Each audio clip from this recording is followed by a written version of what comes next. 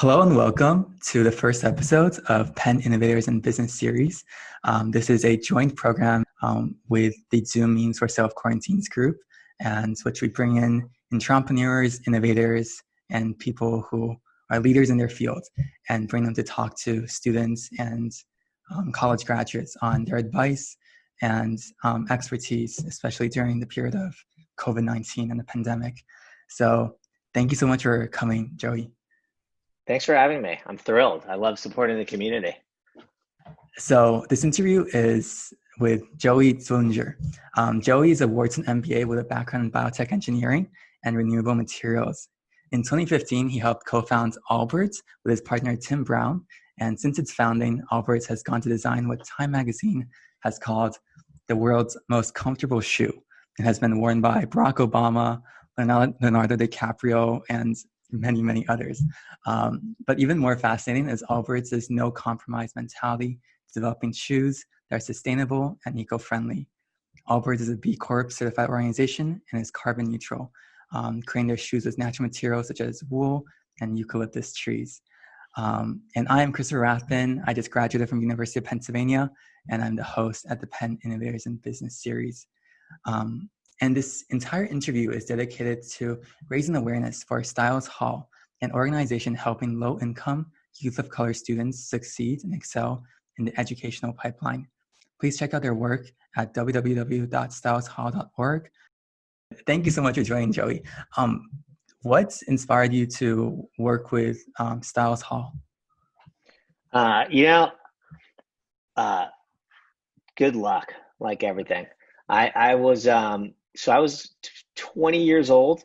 I was at University of California, Berkeley. I played soccer for the school, and I got a knee injury, and that was the good luck. And my knee injury led me to look for something else to pursue while I was at school.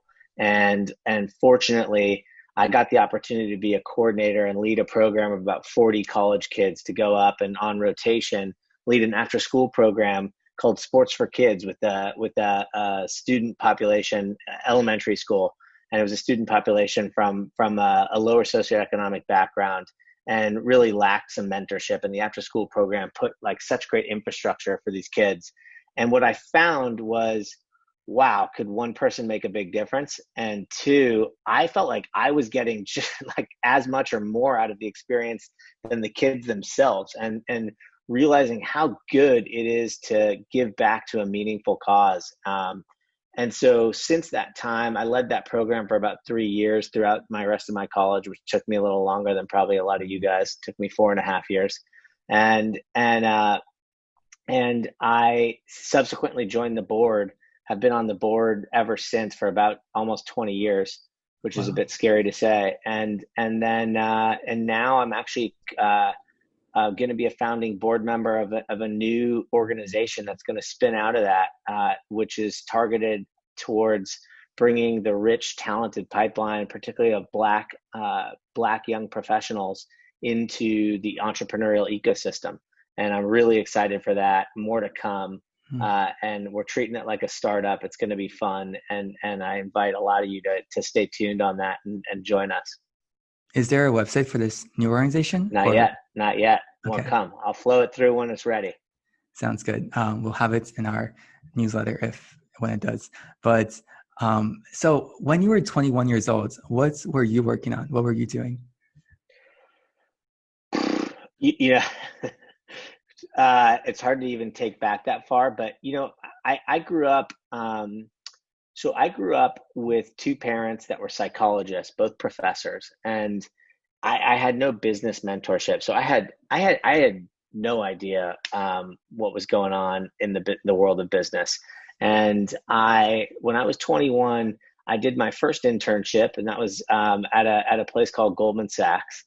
And some of you may have heard of it. It is I hadn't at the time. When I was 21, I walked into a cafe and I said, I love the idea of business, but I don't know what it is. I love psychology because that's what I knew growing up. And so what's the blend of that? It sounds like HR, and it sounds like that's what runs business. People run business. HR's got to run the business. So I joined HR at Goldman Sachs as an intern, and had an incredible experience professionally, learned a ton, learned what business is, learned what HR does, in some aspects, a little bit of it. And I actually joined a group called the Global Leadership and Diversity Team. So that was something I was passionate about from early on, as you can hear from my supportive styles hall and whatnot. But I see. Why Goldman Sachs? Is there a reason you want to work in a big bank and in a large institution? Um, no, I'm not at all. I honestly did. I had no idea what banks even did at the time, and it sounded like two Jewish guys, and I was Jewish, and I am Jewish, so I was like, all right, they'll probably take care of me. And it turned out there was 20,000 people there, and it was a larger institution, and there was a lot more diversity than just two Jewish men. So it was an amazing experience, but honestly, I had no idea what I was getting into, and I think, look, I know that a lot of you guys are embarking on early parts of your career, and you're probably a lot more methodical and thoughtful about it than I was at the time, which is great. But I will say the one thing I took to this is that no matter what I was doing in the early phase of my career, I was constantly looking for opportunity, no matter how boring an assignment was or a project once I was in consulting, or anything that I was experiencing, that I learned something from everything. And I had an intellectual curiosity that I brought, and that to every job that I did, and that found me in situations where I was, after college, doing deals for a solid waste company, a trash company. I was doing deals in landfills, and there were huge multi-million-dollar deals, and I was like a 22-year-old and 23-year-old, and I did it for like 11 months, not specifically all those little deals in landfills, but I was interacting with a wide range of people and taking so much richness out of an experience that others would have found very tedious or stinky, quite literally. And I grew so much as a result of that attitude. And I think I was rewarded so well by people wanting to work with me and then drawing me into things that I then started to be able to select. And so that was really the early phase of my career, I think, can be summed up with that, just learning what business was, before I really latched on to my entrepreneurial passion, and latched on to even what that was, and latched on to the idea of how the private sector could make a really significant impact in the world, and what I wanted to do with that. So this is this is the early stage of me just learning, and I had to do a lot of my learning after college because I just didn't know what I didn't know yet. Be self-aware. If you don't have a passion that you really authentically believe in, go and learn, and keep learning, and keep an open mind. And as you're keeping an open mind, you're gonna find opportunities that you gravitate towards. And when you do find something that you feel passionate about, and you feel like it's something that has a long horizon to it, and that you could be happy and feel fulfilled for decades doing and working in that environment, then you go and you drive hard and you go get that. But until you know that, in some of this, look, if somebody tells you it's perfect, they know from the get-go this is what they want to do, and they never look back, I think they're lying. I think you got to manufacture some of this. You have to find something. You have to convince yourself sometimes to believe in yourself, and also believe in the opportunity. And once you do, I think then the journey starts to become extremely fulfilling. And that is what I've found since I gravitated towards using the private sector for improving the environment. And that's been my passion since, just a few years after what I just described, really from when I was about 25, 26, up until now. And that's taken me on quite an adventure. That's so interesting. So from soccer to working on these very, very interesting, diverse jobs, from corporate jobs to working at a landfill, this led you to a Wharton MBA, and then you came out of it a few years later with Allbirds. So tell us a little bit about what Allbirds. Let me give you a little history before I even tell you what Allbirds is. So I went to Wharton and had a wonderful experience, and met some of my best friends in the world that are now my closest colleagues and partners, and board members, and you name it. And so that was a transformative and really wonderful experience for me. But I came to believe that before going to Wharton, that climate change in particular was the issue of our species. Like, not like it would be the most important thing of our generation. It would be the most important thing for my kids and for my grandkids. And so if I was going to spend my life fighting for something, that was a cause worthy of fighting for. And just given my kind of upbringing and going to the outdoors, it was something that felt natural to me. And so how would I go about doing that? Was I going to be a lawyer, a politician, that kind of thing? It sounded boring and I didn't want to do it. And I realized that the intersection of business and policy was important, but that I would thrive in a business environment, and that using the private sector to drive significant change in the fight against climate change was something that was really possible. And so when I was at school, I used the filter of looking at opportunities that would help me achieve that, use an entrepreneurial environment to make a big change.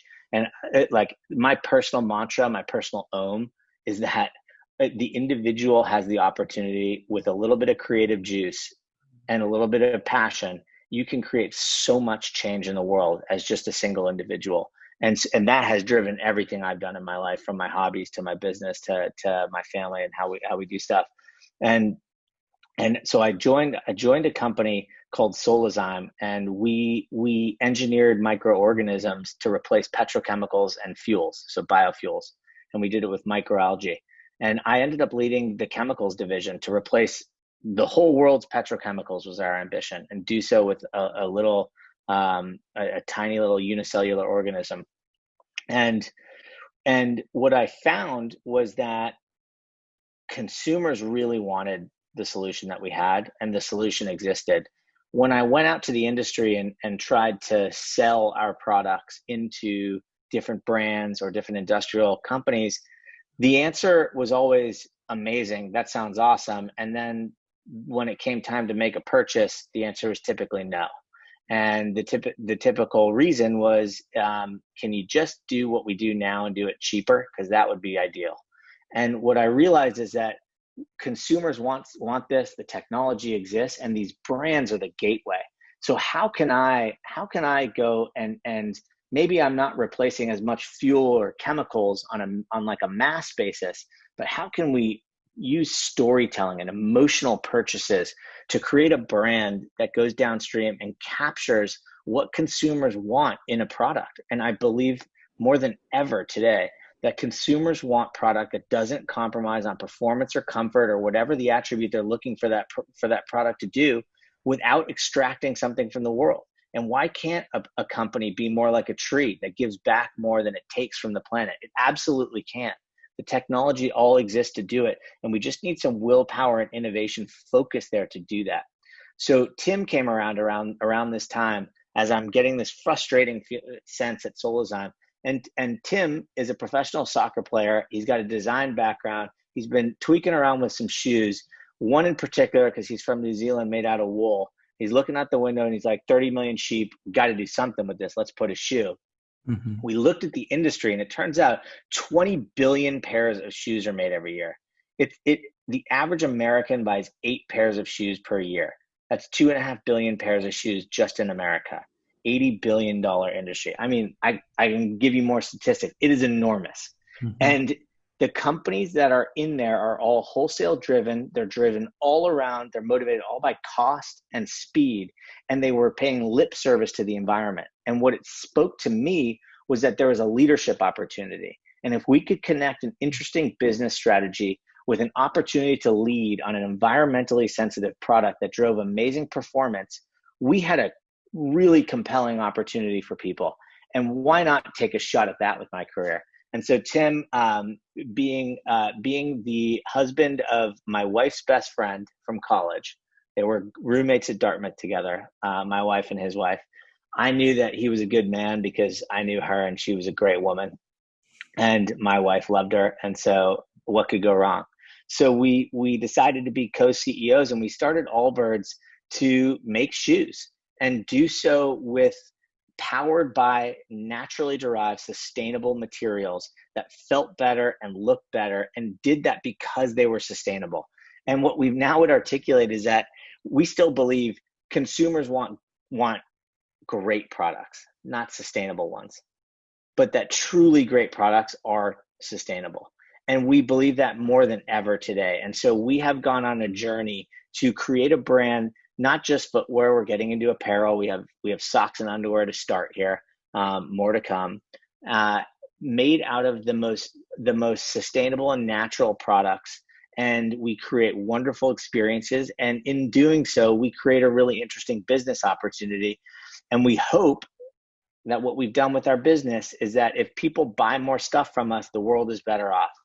That is our goal. And if we can continue to align our financial incentive, our financial motivations for our shareholders with the incentives for the world, the environment as a stakeholder, of course, we took a pretty comprehensive view that includes our employees and lots of other stakeholders in that we all win. And that's a great model. And so that's kind of Allbirds in a nutshell. We make the Wool Runner. We have some everyday sneakers like the Wool Runner and the Tree Runner. We have a running shoe called the Tree Dasher made out of eucalyptus fiber. We've made soles out of sugar cane, which is a first to the world invention, which is truly incredible and actually utilizes a carbon negative material, which, by the way, just like a tree, spits out more and sucks more carbon dioxide out of the atmosphere than it takes to create. So stuff we're really proud of and now continuing to roll with. So actually, I have a shoe right here. Give there us you go. Breakdown of what's in this shoe. Sure. So that's a Wool Runner. And the upper is made out of a super fine merino wool from New Zealand. And it feels like cashmere. You can attest to it, Christopher. The insole is made from a castor bean oil, which means it's a vegetable oil that's been translated into a super soft and cushy insole. The bottom unit is made from sugar cane, and the laces are made from a recycled plastic bottle. About I think it's a liter bottle per pair of shoes has been recycled to make those laces. So we think it's one of the lowest carbon footprint shoes on the planet. And by the way, it also, as you noted, some people think it's extremely comfortable. Hopefully you think it's chic and good looking, and we've had some great people wear it as a result. Interesting. Who do you think, this is a very, very big problem in sustainability and trying to build eco-friendly products, and shoes is really like a drop in this much larger buckets of global climate change and degradation. Why shoes, and what's voice or what's message do you want to help inspire through Allbirds? It's such a good question. It's a great question. Look, we when people buy particularly items in the fashion industry, I'll use that term really loosely. We don't really think of ourselves as a fashion company, but we certainly are driven with style in mind. It's an emotional purchase. And if we could be a storyteller and a beacon for what it means to make a consumer product that is good for the world and good for the consumer, and you don't have to sacrifice on anything, price, performance, whatever, quality, that we can show a path that's what consumers want. Other industry people in the footwear industry will follow, and other industries will follow also. And I think there's a whole ecosystem needs to exist, and to change these big brands that have been around for 50 years, that have said, if it's an athletic company, we make you run faster or jump higher. If it's, you name your product. If it's a mattress, it makes you sleep easier, and a toothbrush, it makes your teeth cleaner.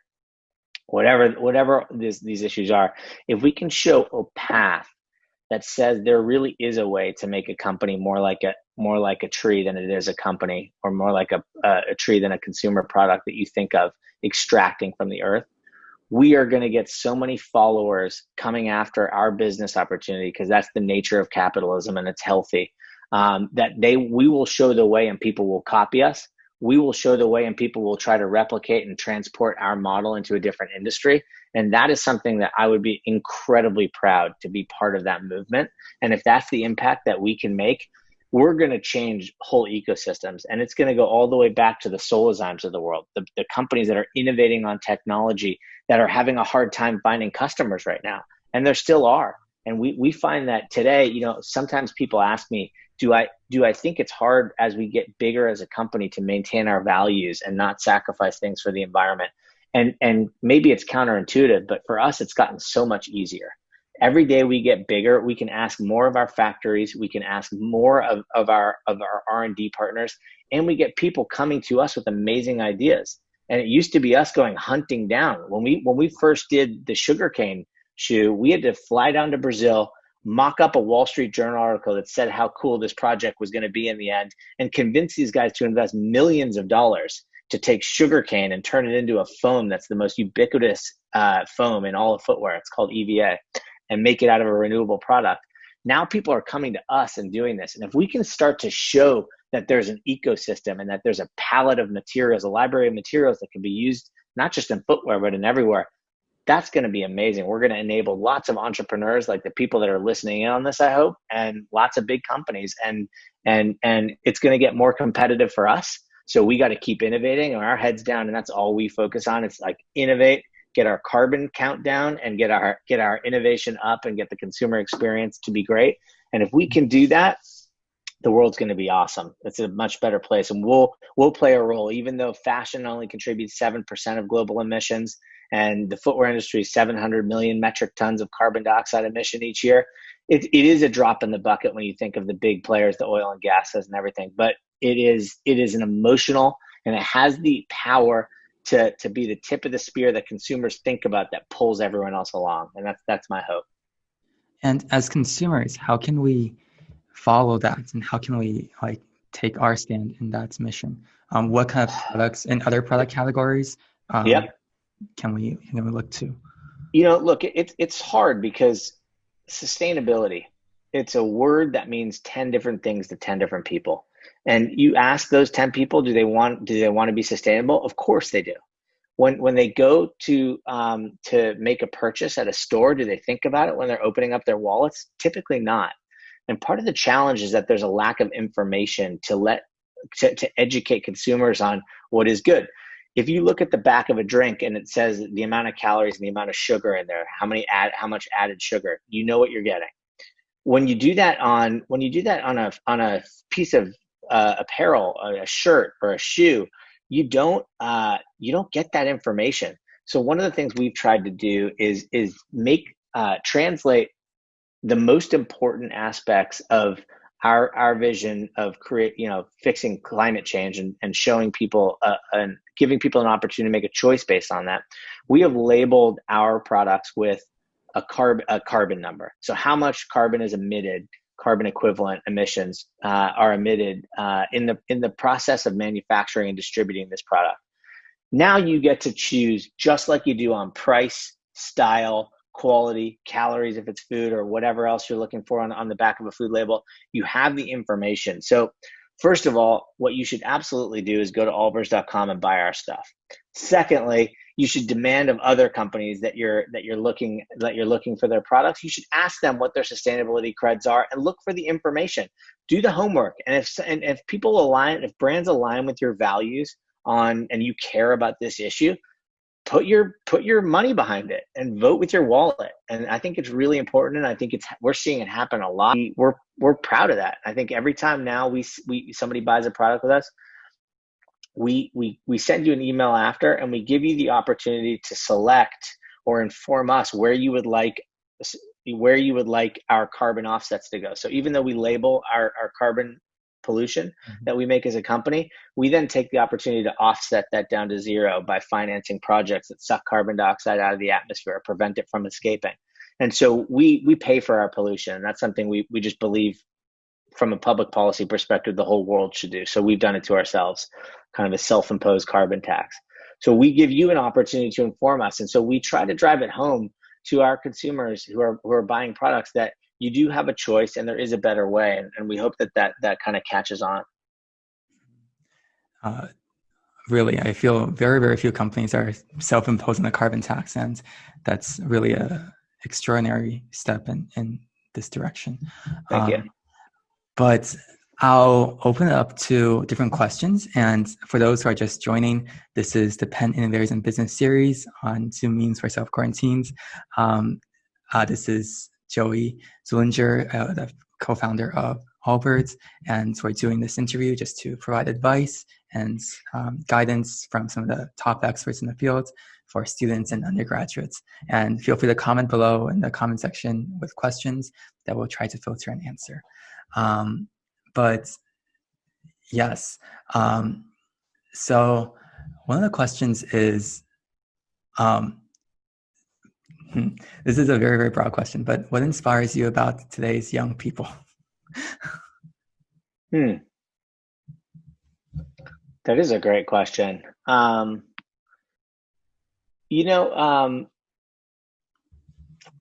think the thing that's been surprising to me in the last 5 years, let's say, and 5 years is convenient because we started Allbirds 5 years ago, is that young people we are finding care so much more about companies doing something more than just making money, or even just being cool. It's not cool to just be cool anymore. It's cool to be cool, but you also need to do something positive for the world. And what we find with younger people in particular is that there's a base level of expectation that companies today make sure they treat employees well, they treat their supply chain well. So anyone that's in the factories that make their products are paid a living wage and are treated very fairly and work in great conditions, and that you're providing an economic livelihood that's not just meaningful financially, but also positive from all the health and safety benefits that we get, that you dispose of your chemicals properly, and that you think about the environment. And that's amazing. Because if you think about that is not that's not something that's happened in the last say 40 years. People have accepted the idea that business is there to make profit, and that shareholders invest in business, and business is supposed to give them back as much money as they can, full stop. And that's changing, and it's pretty exciting in my view that, sadly, I think there's a lot of deficit of leadership in some other areas of the world, in various forms, in government and other aspects. And so people are maybe by default looking for business to step in and fill a bit of a void, but business is filling the void. And I think the fact that young people are holding businesses to account is truly exciting to me. And I think it's going to pave a way for a new generation of brands and a new generation of companies that contribute societally much more than we've seen in the last good number of decades. And that's all because I think of the movement that's happening within people from your generation, which is really great. The next question we have is, who was the first celebrity that started to endorse Allbirds? Or who wore Allbirds? We've gotten really fortunate. I think, again, it's similar to what I just described, but there's a lot of celebrities that we never really had we don't have like an endorsement program or anything like that, and it's not really been how we've grown up, but we just got kind of lucky, and a bunch of really cool people were wearing our products, and it's ranged the gamut. We had you mentioned Leonardo DiCaprio. That's a special one because he's given over $100 million to environmental awareness and raising environmental awareness and causes fighting climate change. And he didn't even know that we were doing work that was positive for the environment. He just found the shoes. Then he found out about our values, and then we started having a conversation, and he ended up investing in our business, which was pretty cool. People like Emma Watson. We've got Matthew McConaughey is a fun one too. And then it goes into even the sphere of politics. Like, Barack Obama has worn it and was just seen wearing it this week. That doesn't get old. To people like Oprah Winfrey and just a whole host of people across the sphere of entertainment. And part of it also, like, we make a product that is is versatile. It's informal. It's like it's for this creative class of people, and so I think it fits well with their lifestyle, and that's so it was kind of a natural fit. But all those are pretty fun, and I will tell you, it's humbling every time.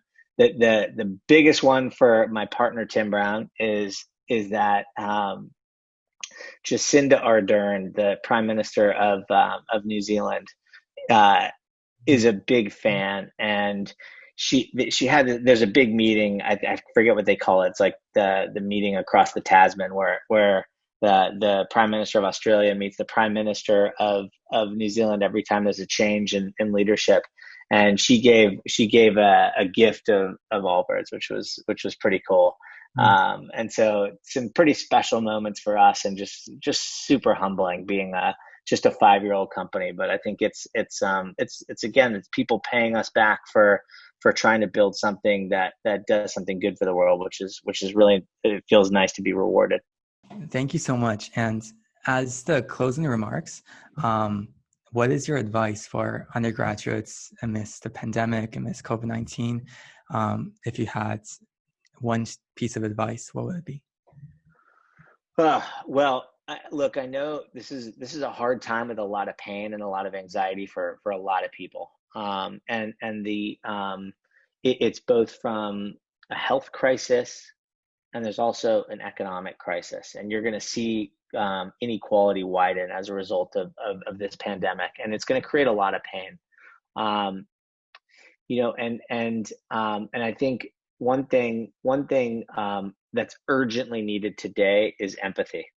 Everyone needs to understand that everyone you're dealing with is coming to the conversation with some kind of baggage, and that you need to be really empathetic to understanding that people need empathy and mutual respect from one another more than ever. So that's a very immediate request that I make of everybody, and I tell this to people at my company all the time: come into a conversation and assume positive intent, because it's really easy to be negative right now. So don't do that. The other thing I'll say is that out of the worst crises come the best opportunities, and you can think about that from lots of different ways. When I think about what success means to me, it means that I've made a really big impact on society, and I go home and I live a really happy life with my family, knowing that I've also done something that contributed meaningfully to other people in the world. And this opportunity that we have in front of us is for you guys to use your creative energy and your individual self-determination and agency to create amazing impact. And don't let this go to waste. And you guys are the best. You guys are those are in college and just graduating. You guys are the future of what's going to make or break this planet. And you have an opportunity, and you got one life to live. So use it well. And thanks for having me. Thank you for joining us. And make sure to check out styleshall.org and see what they're doing and support or at least spread the word if possible. And this is going to be a series. So in the future, if you're looking for more content like this, check out Penn Innovators in Business Network. The link will be in the bio later. And there will be other interviews like this as well in the coming weeks and months. Thank you so much, and all the best.